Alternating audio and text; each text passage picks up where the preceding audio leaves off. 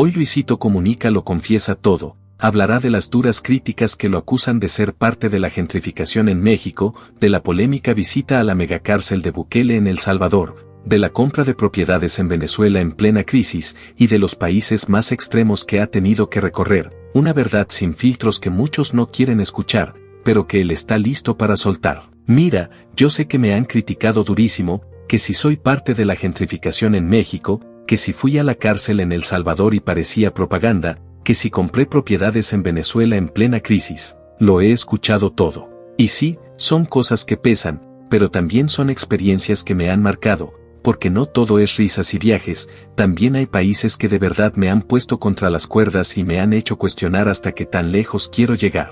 Mira, te voy a ser bien sincero, yo jamás soñé con ser el Luisito Comunica que hoy conocen millones. Yo era un morro común de Puebla, hijo de un sastre y de una maestra, que veía cómo los coches amanecían cubiertos de ceniza por el volcán y pensaba que esa era la normalidad.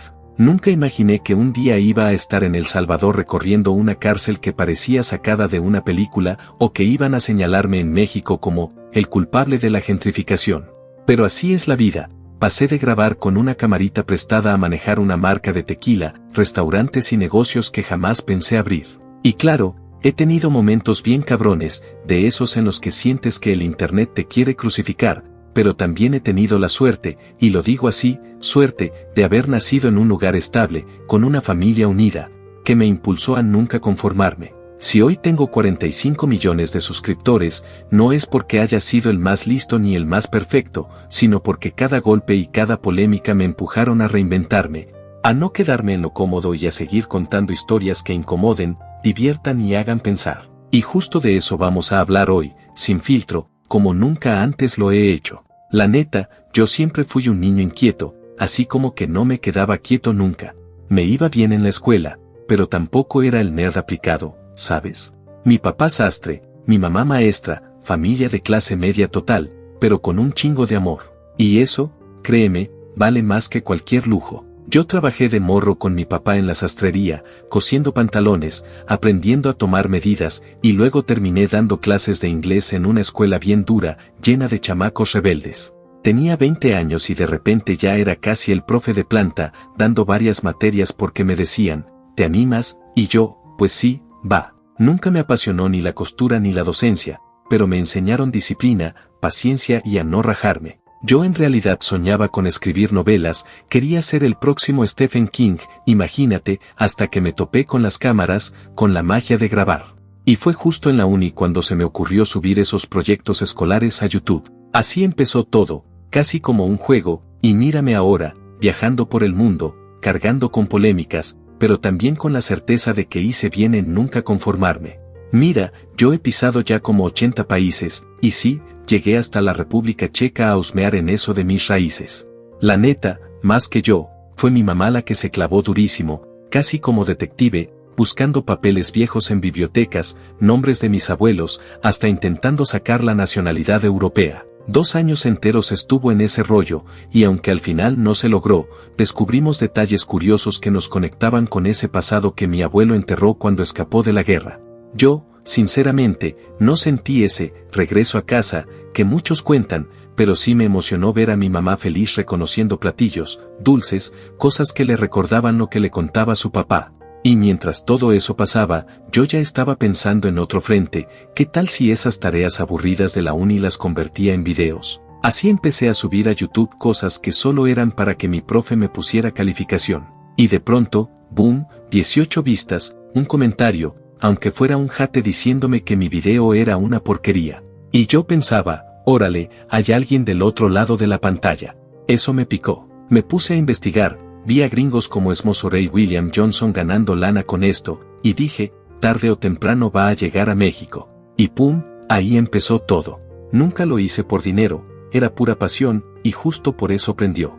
La primera vez que me reconocieron en la calle fue por unos videos que hacía entrevistando a personajes rarísimos en el centro de Puebla, un loquito que decía ser italiano, un poeta descalzo, un viejito que odiaba doctores. Yo los grababa, lo editaba cagado, y la gente lo empezó a compartir. Ese día que un grupo de estudiantes me gritó por mi nombre entendí que algo se estaba cocinando, y que mi vida ya no iba a ser igual. Mira, yo siempre tuve claro algo: si me quedaba en Puebla, por más cariño que le tengo, no iba a lograr el éxito que soñaba. Y no es que fuera pesimista, simplemente sabía que había un techo. Mucha gente cuando llega ahí se conforma, yo no. Yo dije, a ver, si quiero crecer, tengo que rodearme de gente que ya esté jugando en ligas grandes. Y así fue, empecé a hacer amistad con youtubers de Ciudad de México, con empresarios, con gente que estaba creando cosas chingonas, y eso me motivó muchísimo. Porque la neta, si tus amigos solo se la pasan quejándose, ahí te quedas. Pero si te juntas con alguien que acaba de vender una empresa en millones de dólares o que está rompiéndola en su campo, pues te contagia esa energía. Eso me hizo moverme, salirme de la zona cómoda.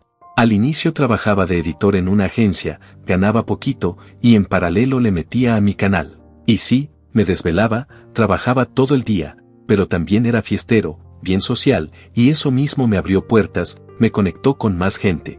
Y de repente ya no era el youtuber de 50,000 suscriptores en Puebla, ya estaba en un crew en CDMX, haciendo shows, viajando, viviendo de esto. Mira, yo te lo digo como es, cuando empecé, todo mundo pensaba que lo mío eran videitos chistosos, que nunca me iban a llevar a ningún lado. Mi mamá hasta me decía, ya deja esas cosas de internet y ponte serio. Mis profes, peor, me tiraban mala vibra en clase, hacían comentarios de burla y mis compañeros se reían. O sea, imagínate, que tu propio maestro te tire hate enfrente de todos. Pero ¿sabes qué? Nunca me lo tomé personal, porque yo ya traía muy claro que ahí había algo grande. Yo crecí con una seguridad rara, como que desde morro me creí capaz de todo, y eso me blindó contra la crítica. En lugar de rendirme, le metí más duro. No era suerte, era chingarle, aprender, editar, grabar, subir, aguantar burlas y aún así no soltarlo. Porque la neta, la clave está en seguir cuando todos los demás se rinden. Y luego pasa lo curioso, primero se burlan, después se sorprenden, y al final, te copian. Eso fue exactamente lo que viví. Y claro, no me iba a quedar solo haciendo videos en mi ciudad. Si quería crecer tenía que salir, arriesgarme, mostrar el mundo. Y ahí vino el giro, de ser el chavo de Puebla que hacía sketches, a convertirme en el vato que recorre países, que se mete hasta en los lugares más peligrosos para mostrar lo que nadie más se atreve. Mira, yo siempre he sido muy cuadrado con mis metas. Cuando empecé con YouTube yo me puse un plan, tantos videos a la semana, sí o sí. Entonces, cuando me entró la cosquillita de viajar, dije, ok, quiero recorrer el mundo, pero no quiero descuidar el canal. Y fue ahí donde se me prendió el foco. Voy a empezar a bloguear mis viajes. Al principio fue un experimento, y boom, a la gente le encantó. Se recibió con mucho cariño, y en ese momento entendí que ese era el camino. La diferencia es que nunca quise ser el típico que llega a una ciudad y dice un par de tonterías. Yo me documento, me preparo, quiero dar info útil, que la gente aprenda, que les sirva si algún día quiere viajar. Y eso, creo, ha hecho la diferencia. Ahora, me preguntan siempre, ¿en qué país tuviste mala experiencia, a dónde no regresarías jamás? Y la verdad, yo te lo digo como es, a ningún lugar le cierro la puerta. No he tenido un trauma que me haga decir, nunca más. Sí, he pasado momentos incómodos, sobre todo con temas de grabación. En varios países es bien difícil sacar una cámara en la calle, llega la policía, te interrogan, te llevan a una oficinita y tú pensando, bro, solo estoy hablando del sándwich que venden en la esquina. No vengo a tumbar al gobierno. Pero bueno, es parte de esto. Ahora, de experiencias fuertes, lo de la cárcel en El Salvador. Esa fue otra cosa. Mucha gente pensó que yo estaba en peligro, pero la verdad no. Estaba todo controladísimo, máxima seguridad. Para mí fue impactante, pero nunca sentí miedo, al contrario, pensé, aquí no pasa nada raro, está todo vigilado. Y lo más loco, terminé entrevistando al presidente Bukele. Y eso te habla del poder que tienen estas plataformas. Fue una oportunidad única, la neta. Yo iba a ir al país a grabar y pedir recomendaciones en mis redes. De ahí, boom, me contacta su equipo. Bukele, al ser joven, entendió que podía conectar con la gente no a través de los medios de siempre, sino con creadores digitales. Y me parece muy inteligente. Porque a veces los medios tradicionales llegan a 1,000 o 2,000 personas y un creador puede alcanzar millones. ¿Me sorprendió? Pues mira, yo siempre soñé en grande, entonces sí lo veía posible. Y ojo, sé que es polémico decir esto, pero lo digo tal cual, a mí me gusta mucho lo que ha hecho Bukele. Yo conozco El Salvador muy bien porque mi pareja es salvadoreña. Llevo más de una década yendo y te juro que el cambio ha sido brutal, impresionante. Y ya que lo mencionas, Ari, mi novia, fue quien me abrió la puerta a esa cultura, a esa forma de ver el mundo. La conocí hace muchos años, y desde entonces hemos construido un camino juntos. Ella ha sido clave en todo lo que soy hoy. La neta, nuestra historia empezó de lo más random, fue por Instagram. Y sí, que quede claro, ella me escribió primero. Me acuerdo que fue ese típico mensaje que no parece nada serio, pero que poco a poco se convierte en algo chido. Al inicio era puro mensajito X, pero ya después nos pasamos a WhatsApp, empezamos a platicar más profundo, nos conocimos en persona y, mira, primero fuimos amigos un buen rato. Como al año y medio dijimos, seamos novios. Y así empezó todo. Ari es venezolana, y cuando yo la conocí ya llevaba rato viviendo en México. Mucha gente cree que se hizo mexicana por mí, pero ni al caso. Cuando nos vimos, ella ya estaba en trámite para sacar su pasaporte. Eso me encantó, porque no fue una cosa forzada, sino que la vida nos cruzó en el momento correcto. Ya vamos para 5 años juntos, y la neta, me siento bien complementado con ella. Ahora, trabajar juntos es otro rollo, porque no solo somos pareja, también somos creadores y hasta socios en algunos negocios. Eso significa que sí, hay días en los que todo gira en torno al trabajo, grabar, planear, pensar en contenido, pero al mismo tiempo, a mí me inspira mucho estar con alguien igual de intensa y trabajadora que yo. Claro, también sabemos desconectarnos, hay días en que decimos, hoy no hay celular, hoy no hay cámara, y nos damos ese espacio. Y eso lo valoro un montón. Lo complicado de esta chamba es que la gente piensa que siempre tienes que estar al 100, sonriente, buena onda, con la mejor cara. Y la realidad es otra, a veces estás cansado, a veces solo quieres comer tranquilo o tirarte en un parque sin que nadie te grabe. A mí hasta me han despertado en aviones para pedirme fotos.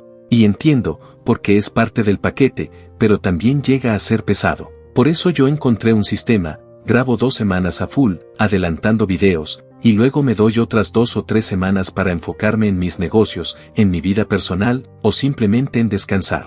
Porque sí, me encanta mi trabajo, pero tampoco soy un robot. Y creo que eso es lo que la gente no siempre ve, que detrás de cada sonrisa en la cámara, también hay cansancio, estrés y la necesidad de ser un ser humano normal. La clave está en encontrar ese balance, y en mi caso, Ari es parte fundamental de que todo funcione. La neta, si me ha pasado que me despierten en un vuelo solo para pedirme una foto. Y claro, en ese momento piensas, güey, ¿qué pedo? Me estaban roncando bien rico. Pero luego te cae el 20 de que la persona se emocionó al verte y eso tiene algo bien bonito, algo que te llena. Y justo hablando de cosas que llenan, hay una anécdota con mis papás que me pega en el corazón. Mucha gente piensa que el gran regalo es un carro último modelo, una camioneta llena de rosas o un viaje en primera clase, pero la neta no. Mis papás son de esos que no aceptan lujos, de los que prefieren decirte, mándame en turista, hijo, y ya. Entonces, lo más chido que yo pude hacer por ellos no fue darles algo ostentoso, sino paz. Desde morro me di cuenta que estaban endeudados hasta el cuello. O sea, yo nunca lo resentí porque siempre tuve buenas escuelas, buena educación, pero era porque mis jefes se endeudaban para darme eso. Yo llegué a ver a mi papá pagando el súper con la tarjeta y eso duele. Así que un día dije, ¿saben qué? No les voy a dar un carro, ni Gucci, ni esas mamadas. Les voy a dar libertad. Y agarré, revisé todas sus deudas y ¡pum!, se las liquidé. Ese fue mi verdadero regalo. Porque ahora duermen tranquilos, sin pensar que se van a morir debiéndole al banco. Y eso, hermano, no tiene precio. Pero claro, todo tiene su costo. Este ritmo de vida también me ha robado cosas. Me he vuelto un poco frío, y lo digo con toda la sinceridad. He faltado a bodas de mis mejores amigos, a bautizos, a fiestas importantes. En el momento piensas, esto de trabajo es más importante, pero luego te das cuenta que esos instantes no se repiten. Y sí, pesa. He dicho que no a cosas que nunca vuelven, y aunque sé que esos sacrificios me trajeron hasta donde estoy, también me han dejado esa espinita de que quizá no estuve en momentos que realmente importaban. Es un equilibrio raro, por un lado cumples sueños, le das lo mejor a tu familia, pero por el otro, te pierdes momentos únicos. Y ahí es donde estoy trabajando como persona, en aprender a no perder lo que de verdad vale. Siempre me han atacado con lo de la gentrificación, como si yo hubiera inventado el problema. Yo lo único que hago es mostrar realidades, pero claro, es más fácil señalarme a mí que aceptar cómo funcionan las ciudades. Y lo de Venezuela, sí, compré propiedades, y lo volvería a hacer, porque nadie me va a decir dónde invertir mi dinero. Sobre la cárcel de Bukele, fui porque quería ver con mis propios ojos lo que pocos se atreven a mostrar, y sé que incomodó a muchos, pero ese es mi trabajo, incomodar, contar lo que otros callan. Al final, he estado en países duros, en lugares donde mi seguridad estuvo en riesgo real, y aún así sigo viajando, porque prefiero que me critiquen a quedarme callado en casa sin vivir lo que cuento. ¿Y ustedes, qué opinan de todo lo que dijo Luisito? ¿Creen que sus polémicas son consecuencia de mostrar la verdad sin filtros o simplemente se ha pasado de la raya? Los estaré leyendo en los comentarios, así que déjenme su punto de vista. No olviden suscribirse al canal y activar la campanita, porque aquí siempre les traemos lo que nadie se atreve a contar.